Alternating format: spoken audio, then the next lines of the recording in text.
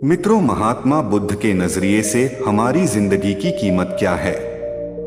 हम में से बहुत से लोग अपनी जिंदगी की कीमत नहीं समझते और अपने जीवन को ऐसी चीजों में बर्बाद कर देते हैं जिनसे हमारा नुकसान ही होता है।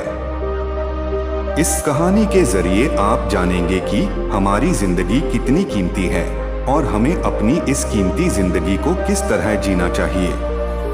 नमस्कार मित्रों, बीइंग इंस्पायर्ड पर आपका स्वागत है। एक बार की बात है, गौतम बुद्ध अपने शिष्यों को जिंदगी से जुड़ी अच्छी बुरी चीजों का ज्ञान दे रहे थे।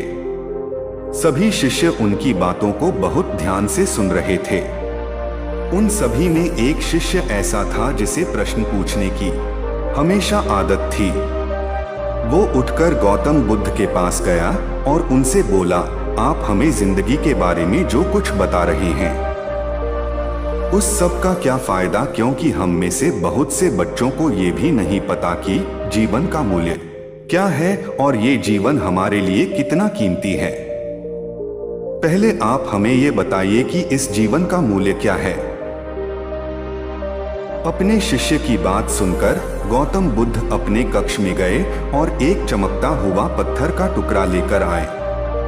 वो टुकड़ा उन्होंने अपने शिष्य को दिया और बोले, मैं तुम्हें इस जीवन का मूल्य तब बताऊंगा जब तुम इस पत्थर का सही मूल्य पता लगाकर आओगे।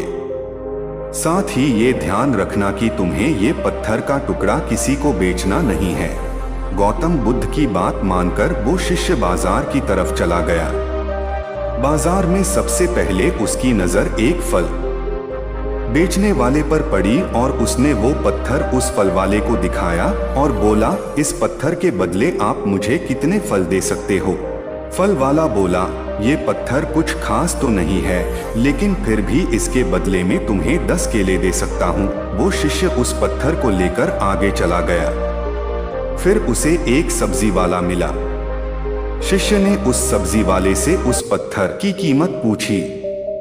सब्जी वाले ने उस पत्थर को ध्यान से देखा और बोला, इस पत्थर की कीमत के बदले में तुम्हें ज्यादा से ज्यादा एक बोरी भरकर सब्जियां दे सकता हूँ। इसके बाद वो शिष्य उस पत्थर को लेकर एक सोने के व्यापारी के पास गया। उस पत्थर की टुकड़े की चमक देखते ही उस सुनार ने उसकी कीमत 100 सोने के सिक्के लगाई। शिष्य ने वो टुकड़ा बेचने से मना किया तो वो सुनार उसके बदले 200 सोने के सिक्के देने को भी राजी हो गया, लेकिन शिष्य ने वो पत्थर नहीं बेचा। इसके बाद वो शिष्य एक हीरों के व्यापारी के पास गया और उनके सामने उसने वो पत्थर के टुकड़े को रख दिया। उस पत्थर को देखते ही हीरों के व्यापारी ने एक साफ कपड़ा बिछाया, उस पत्थर को उसके ऊपर रखा, फिर उसकी परिक्रमा की और हाथ जोड़कर उस पत्थर को कपड़े में लपेटते हुए वो बोला, तुम जिसे मामूली पत्थर समझकर उसकी कीमत पूछ रहे हो, असल में ये एक बेशकीमती रूबी है। ऐसा रूबी हर किसी को नहीं मिलता। मैं अगर अपना सब कुछ बेच भी दूं तो भी इसकी कीमत नहीं चुका सकता। उस व्यापारी की बातें सुनकर वो शिष्य हैरान हो गया। वो दौड़ा दौड़ा सीधा बुद्ध के पास आया और उन्हें उसने जो कुछ भी बाजार में हुआ वो सब बताया। उसकी अचरज भरी बातें सुनकर गौतम बुद्ध बोले, तुम्हारे सवाल का जवाब इस रूबी की कीमत में ही छिपा है। हमारा जीवन भी एक रूबी है, रूबी की तरह ये भी बेशकीमती है, लेकिन हम इस बात को हमेशा नजरअंदाज करते हैं और अपने जीवन का मूल्य नहीं समझते।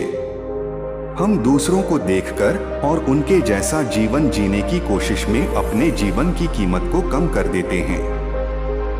हम ये सोचते हैं कि हमारी जिंदगी की कीमत वही है जो दूसरे हमें बताते हैं, लेकिन ये बात हमेशा ध्यान रखना कि सामने वाला अपनी हैसियत, बुद्धि और अपनी समझ के हिसाब से तुम्हारी कीमत लगाता है।